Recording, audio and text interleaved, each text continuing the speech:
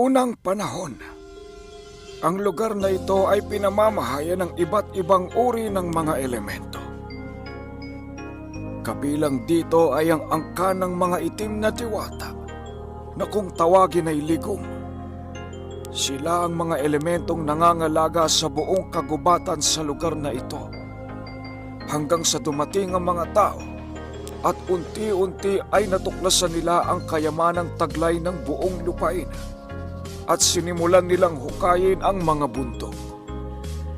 Dahil sa mga paghukay na ito, ay nasawi ang anak ng hari ng mga ligum. Hindi likas na masama ang ligum.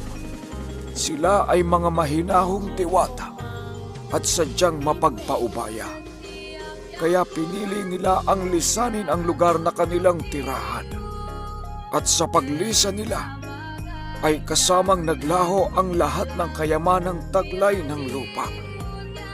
Gayunpaman, ang mga tao ay hindi nakontento sa kaalamang wala na ito at sadyang mga mapipilit. Hinukay nila ng hinukay ang mga paligid ng kabundukan hanggang sa umabot na sa puntong gumuho na ang mga ito at nagkaroon na ng bangin sa paligid. At dahil dito ay nagalit ang mga ligum at isinumpa ang lugar na ito. Noong mga panahong yon ay talagang walang nabubuhay na halaman o kahit damo sa lugar. Parang dinaanan ito ng isang matinding tagtuyot. Ngunit, may isang pamilya ang nanirahan sa lugar na ito at pinilit nilang buhayin ulit ang buong paligid. Pero kahit anong gawin nila, ay talagang hindi nila magagawang makabuhay ng kahit na anong pananim. Hanggang sa nadaanan ng hari ang isang batang lalaki na nagtatanim ng isang buto ng puno mula sa lupa. Narinig niyang kinakausap ng bata ang puno na pinagkunan niya ng buto. Patay na ang punong yon at may mangilang-ngilang bunga na nakasabit sa mga sanga nito. Puno, pasensya ka na ha. Hindi naman namin sinasadyang sirain ang tirahan mo. Hayaan mong tumulong akong ikalat ang iyong mga buto sa lupa nang sa ganun ay mabuhay ang mga anak mo't dumami sila ulit dito.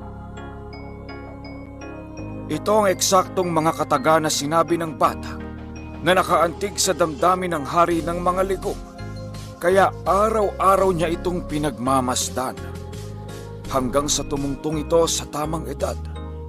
Mahabang panahon ang ginugol ng bata sa pagtatanim ng mga buto. Ngunit, nabibigo lamang siya dahil wala ni isa sa mga itinanim niya ang tumutubo dahil na din sa sumpa ng ligum sa lupain. Anak, huwag mo nang sayangin ang pagod mo sa pagtatanim dahil hindi na babalik ang kasaganahan ng lupain ito. Patay na ang lahat sa paligid. Masakit man sa akin manggaling ito, anak, pero isinumpa na ang lugar na ito.